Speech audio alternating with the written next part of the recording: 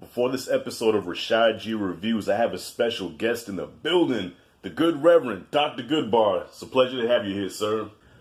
Brother Rashad G, thank you for having me on the show today. However, my business is real simple. I've come to do the business of the Lord, and the Lord has told me to chin check you on the verbiage of the profanity that you use on your videos that is very offensive to many. Look, I don't curse for the sake of just cursing, man. Like, you know, that's just the way I speak. Like, what? To the 20 people that actually watch your channel, it's very offensive to them. And I've come to ask you to repent of your profane ways and to turn over a new leaf and to keep your content a little bit more PG. Listen, I know you a reverend and all. I'm trying to be respectful, but yo, if you don't step off and get out my crib, yo, I'm smacking the shit out of you. Oh, my brother, I think you have me very sadly mistaken. Even though I am a good reverend doctor, at the same time, I'm very proficient in kung fu, mixed martial arts, and also sumo wrestling. So you better check yourself before you wreck yourself. For if I wasn't a reverend doctor, I'd be all up in your ass right about now. But to de-escalate the situation, I am going to go home and pray and fast for you, and that you would turn away from your profane ways. I choose to remove myself from this situation to keep from putting my foot dead in your ass in the name of the Lord. So on that note, I am stepping off. Yeah, that's right. Step the fuck off. Get out of my house. How's that for not cursing? Punk.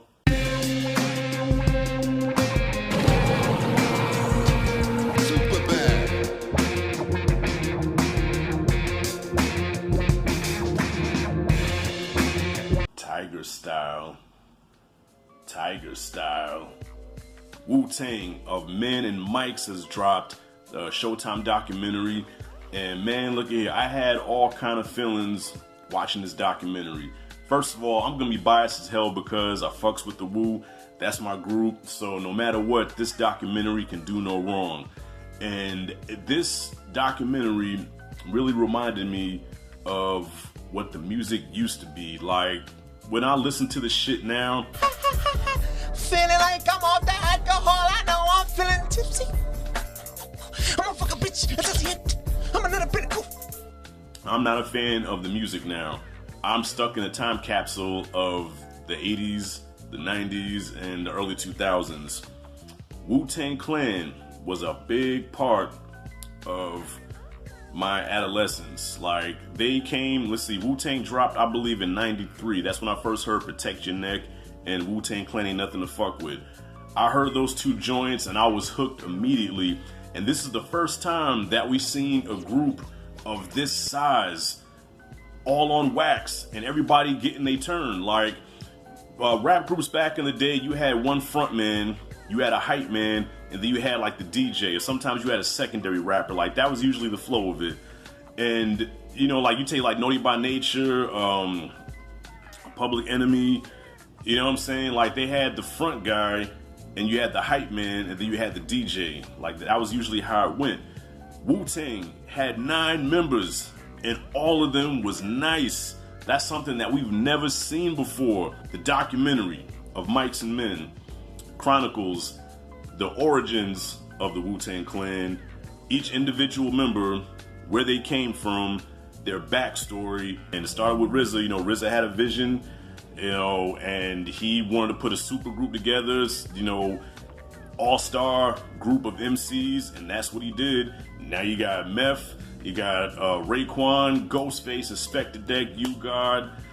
Look, of course, my personal favorites was always Ghostface and Meth. Like, those are my two guys. Like, especially in the beginning, it was all about Method Man. Like, Method Man, it was 9 of them. They was all nice, but Method Man was the front man of Wu-Tang.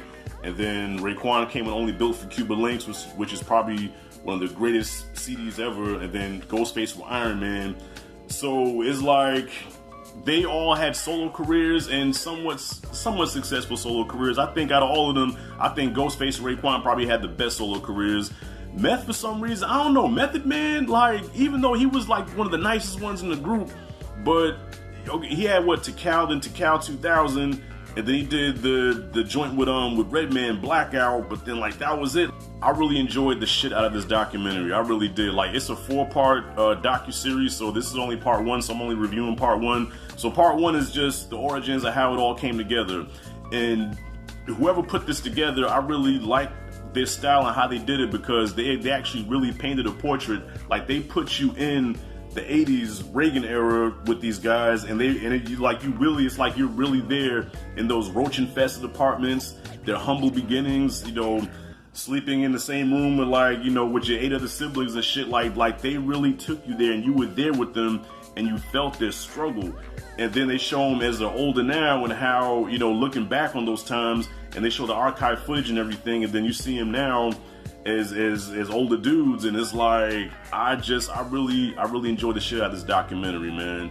And it was good to see them all together again, because a lot of times when you have groups like that, they split up, and then they end up doing YouTube videos on each other about how, you know, one screwed the other one over, how this one screwed the other one over. And not to say that Wu-Tang didn't have their problems, but it's like at the end, they still came together, and they're still, like, you know, they can go years without talking when they see each other again. Just like, you know, just like people that you know, that you haven't talked to in a while, like, it's still all love. It's about time that they got the treatment, okay? Because the documentaries that we've got before are mostly, like, West Coast cats. No diss to the West Coast, but it's like, I guess, you know, was there not enough talented people on the East where they can get their own documentaries? Like, you know, you have Nas and Wu-Tang and Big, and, you know what I'm saying, LL, like, there was a lot of talent in the East, but it's almost like all the documentaries we see is about Dre and Death Row and Suge and Tupac, and it's like, dang, show the East some love, man. So it's about time that Wu-Tang did get this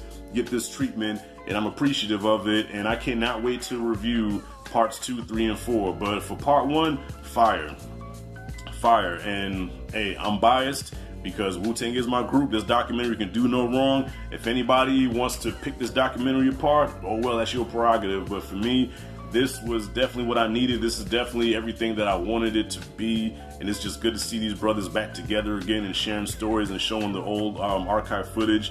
And hopefully they show the footage of, if you watch that documentary, The Show, it was a documentary made back in '95 called The Show. And there was a part where Wu-Tang was on the monorail in Japan, and the argument broke out between Meth and Ghostface, and then ended up becoming Meth and U-God. And when I say that was some of the funniest shit ever, like, they didn't care that a camera was on, they didn't pull no punches, they was going at each other, man. So hopefully they show that footage. So far, so good, digging this shit. Can't wait for parts 2, 3, and 4. What are your guys' thoughts on the Wu-Tang documentary of Mics and Men? What do you think about the Wu-Tang? Who is your favorite members of the group? Me, like I said, personally, it's Meth, Ghostface, and Raekwon. Those are my 3 favorites. I mean, I love them all, but those are just my 3 favorites. And probably my favorite Wu-Tang album. Favorite Wu-Tang album, I gotta say, I think Wu-Tang Forever. Into 36 Chambers was hot too, but I think Wu-Tang Forever was probably my favorite one as far as group albums. Now, as far as solo albums, damn. Solo albums, it's a toss-up between Built for Cuban Links and probably Iron Man. Yeah, it's between Only Built for Cuban Links, Iron Man, and I'll even throw Inspector Deck in there. Uncontrolled Substance. I think that's a very underrated Wu-Tang classic. Like, Uncontrolled Substance was my shit back then, and I would definitely put that in the conversation. But definitely, Built for Cuban Links and Iron Man, those are probably my favorite solo Wu-Tang albums. So, y'all, comment freely below what you think about the documentary, what you think about the Wu-Tang Clan, who are your favorite members, what was your favorite albums, what's your favorite Wu-Tang memory, where'd you first hear it, whatever, man. Comment freely below. Thank you for watching. As always, this is Rashad G signing out. See you in the next video. Wu-Tang!